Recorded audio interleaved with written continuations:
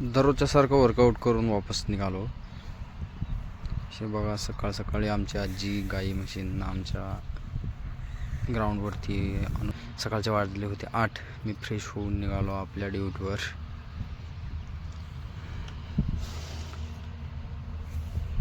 रस्त्यात जात असताना बघा, ही झाडं झुडपं रस्त्याच्या कडेला भरपूर असतात आणि ऊस पण जास्त वाढले जातात. त्याच्यामुळं मी कधी पण सावकाश जात असतो. इथं एक गाव आहे लोटा. या गावाजवळ तळं आहे.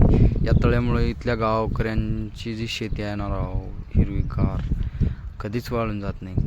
कारण पाईपलाईन वगैरे करून आणलेले असते. म्हणून हे बघा, ऊस, तूर, इथले झाडं म्हणा, उन्हाळ्यामध्ये तर इथले झाडं अजिबात वाळून जात नाही. सगळीकडे बघल तिकडे हिरवगार हिरवळ असते. इथं गावाचं नाव आहे लोटा. थोडंसं पुढं गेल्याच्या नंतर रस्त्याच्या कडेला पाईपलाईन केली होती. पाईपलाईन बघा, इथं एक फिल्टर पाण्याची टाकी आहे. या पाण्याच्या टाकीपाशी तो पाणी फिल्टर केला जातो आणि कमीत कमी 30 ते 40 गावांना हा पाणी पुरवला जातो. हे बघा, हे सरळ रस्ता बेलकुंडला जातं आहे. हा रस्ता गुबाळ आणि मी जे रस्त्यानं चाललो आहे ती रस्ता आहे आशिव रस्त्याला लागल्याच्या नंतर आम्ही निघालो आपल्या पहिल्या विजिटच्या गावामध्ये. पहिला विजिटचा गाव आहे उजनी. या गावामध्ये आल्याच्या बरोबर बघा, इथल्या पेशंटची गर्दी. पेशंट वगैरे तपासत झाल्याच्या नंतर आम्ही संध्याकाळी निघालो घराकडे निघालोच तर आम्हाला हायवेने येत असताना एक हॉटेल दिसला, बंद पडलेला हॉटेल.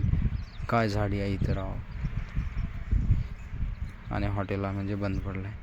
आमच्या गावाच्या जवळपास 50 किलोमीटर अंतरावरती बगल तिकडे साखर कारखानेच दिसतील तुम्हाला. आणि महत्त्वाची गोष्ट म्हणजे मित्रांनो, रस्त्याच्या सेंटरला जे झाडं असतात का नाही, ते झाडं टू व्हीलरसाठी किंवा कुठलीही गाडी संध्याकाळच्या टायमिंगला जी फॉग लाईट लागते, ती गाड्यांच्या लाईटीनं त्यांचा बचाव होतो. म्हणजे डायरेक्ट डोळ्यावर संध्याकाळी पण येत असताना त्याच रस्त्याने आलो. हे बघा वातावरण, हे आहे डॅम, ते सकाळी जात असताना सांगितलेलं. आणि रस्त्यावर बघा, खेडेगावाकडील बॉस, यांना हॉर्न मारा, यांना गाडी नेऊन भिऊ घाला, त्यांच्या अंगावर गाठल्यावर करा, अजिबात सरकत नाहीत.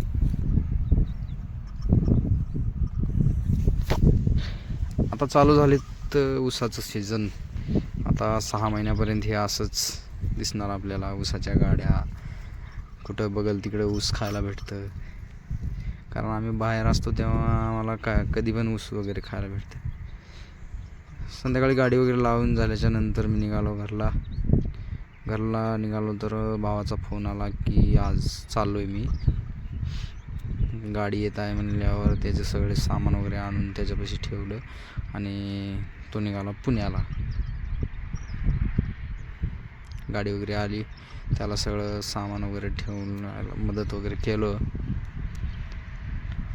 सर्वजणच आले होते घरातली. ही आहे गाडी नंबर. गाडीचं नाव होता किंग. बापरे, किंग. निघाला माझा भाऊ. टाटा बाय बाय केलो आणि मी निघालो आपल्या घरला.